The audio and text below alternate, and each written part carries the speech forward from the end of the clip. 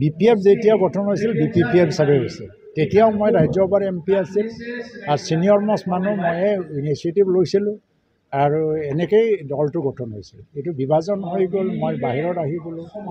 UPPL গঠন হৈছে, ময়ে প্ৰতিষ্ঠাপক সভাপতি। আজি দুয়োটাৰ কাৰণেও মোৰ ক'তবা নহয় ক'তবা হয়তো UPPLৰ কাৰণে বেছি ফিলিং আছে ভাল, BPFৰ কাৰণে ক'তবা ফিলিংটো নহা নহয় আহে।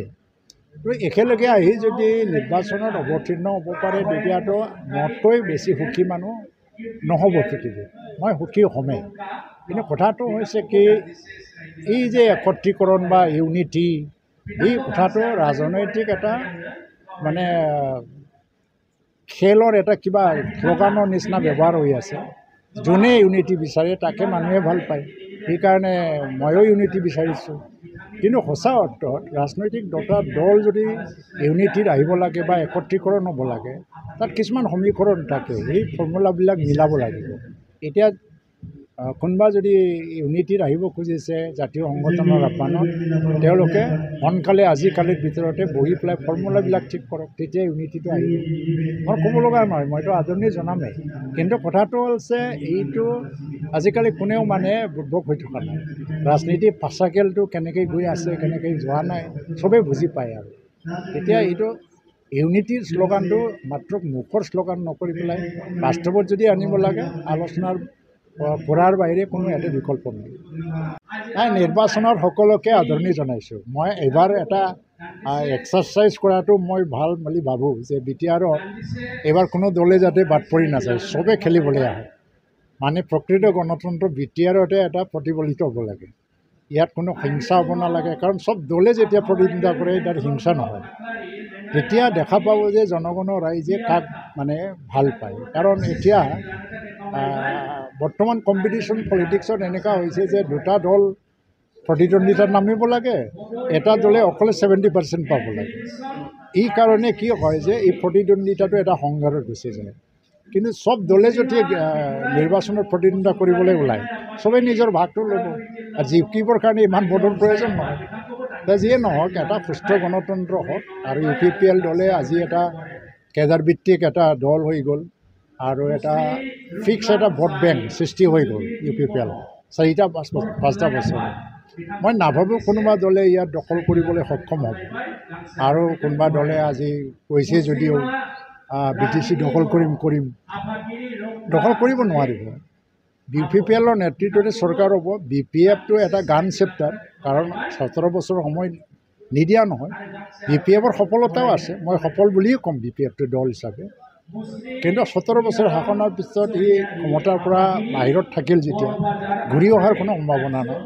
বাকী কংগ্ৰেছটো ইয়াত স্থিতি নাই। আৰু BJP দলক যদিও ৰাজনৈতিকভাৱে কোৱা হৈছে যদিও এটা ৰাষ্ট্ৰীয় দল, তেওঁলোকে ভাৰতবৰ্ষ চাব লাগে, বিশ্বৰ ৰাজনীতিটো চম্ভালিব লাগে, অসম চাব লাগে। আৰু তেওঁলোকে বুজি পায় ইয়াত যিটো এটা যিটো সমীকৰণ, ছ'চিয়েল যিটো এটা এছপেক্ট, তেওঁলোকে বুজি পায় এই অঞ্চলত তেওঁলোকে দখল কৰিব বুলি মই নাভাবোঁ। তেওঁলোকে নিৰ্বাচনত প্ৰতিদ্বন্দ্বিতা কৰিব, কিন্তু তেওঁলোকে দখল কৰাৰ যিটো কথা কৈছে, মুখ্যমন্ত্ৰীয়ে কৈ আছে যে দখল নকৰে, মইতো এইটোকে বিশ্বাস কৰি আছোঁ। মই দুয়োটা দলৰ গঠনৰ লগত জড়িত। BPF যেতিয়া গঠন হৈছিল BPPF হিচাপে হৈছিল। তেতিয়াও মই ৰাজ্যসভাৰ MP আছিল আৰু ছিনিয়ৰ মষ্ট মানুহ ময়ে ইনিচিয়েটিভ লৈছিলোঁ আৰু এনেকেই দলটো গঠন হৈছিল। এইটো বিভাজন হৈ গ'ল, মই বাহিৰত আহি গ'লোঁ। UPPL গঠন হৈছে, ময়ে প্ৰতিষ্ঠাপক সভাপতি। আজি দুয়োটাৰ কাৰণেও মোৰ ক'তবা নহয় ক'তবা হয়তো UPPLৰ কাৰণে বেছি ফিলিং আছে ভাল, BPFৰ কাৰণে ক'তবা ফিলিংটো নহা নহয় আহে। একেলগে আহি যদি নিৰ্বাচনত অৱতীৰ্ণ হ'ব পাৰে তেতিয়াতো মোতকৈ বেছি সুখী মানুহ নহ'ব পৃথিৱীত। মই সুখী হ'মেই। কিন্তু কথাটো হৈছে কি, এই যে একত্ৰীকৰণ বা ইউনিটি, এই কথাটো ৰাজনৈতিক এটা মানে খেলৰ এটা কিবা শ্লোগানৰ নিচিনা ব্যৱহাৰ হৈ আছে। যোনে ইউনিটি বিচাৰে তাকে মানুহে ভাল পায়, সেইকাৰণে ময়ো ইউনিটি বিচাৰিছোঁ। কিন্তু সঁচা অৰ্থত ৰাজনৈতিক দুটা দল যদি ইউনিটিত আহিব লাগে বা একত্ৰীকৰণ হ'ব লাগে, তাত কিছুমান সমীকৰণ থাকে, সেই ফৰ্মুলাবিলাক মিলাব লাগিব। এতিয়া কোনোবা যদি ইউনিটিত আহিব খুজিছে জাতীয় সংগঠনৰ আহ্বানত তেওঁলোকে সোনকালে আজিকালিৰ ভিতৰতে বহি পেলাই ফৰ্মুলাবিলাক ঠিক কৰক, তেতিয়া ইউনিটিটো আহিব। মই ক'ব লগা নহয়, মইতো আদৰণি জনামেই, কিন্তু কথাটো হৈছে এইটো আজিকালি কোনেও মানে বুৰ্বক হৈ থকা নাই। ৰাজনীতি পাচাকেলটো কেনেকৈ গৈ আছে কেনেকৈ যোৱা নাই চবেই বুজি পায়। আৰু এতিয়া এইটো ইউনিটিৰ শ্লোগানটো মাত্ৰ মুখৰ শ্লোগান নকৰি পেলাই বাস্তৱত যদি আনিব লাগে আলোচনাৰ পঢ়াৰ বাহিৰে কোনো ইয়াতে বিকল্প নাই।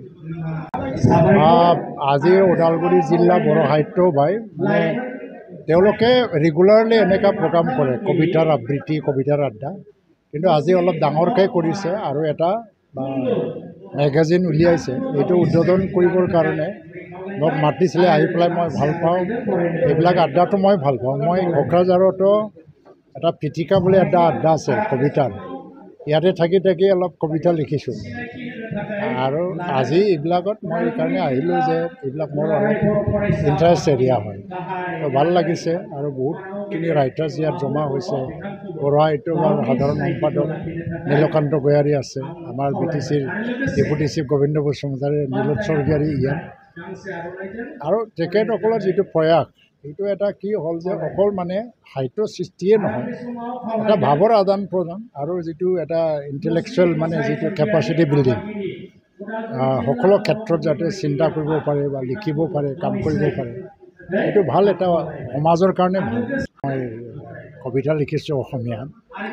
কবিতাৰ নাম হতাশ নহ'বা।